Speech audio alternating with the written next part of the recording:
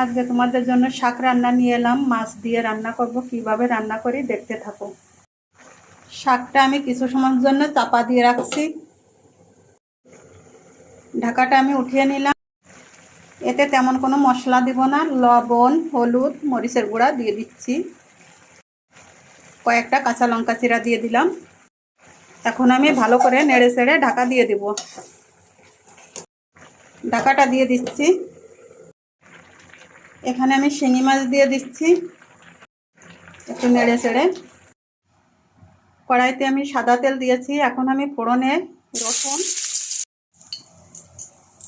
রাঁধুনি ফোড়ন দিয়ে দিলাম। এখন আমি তরকারিটা দিয়ে দিচ্ছি।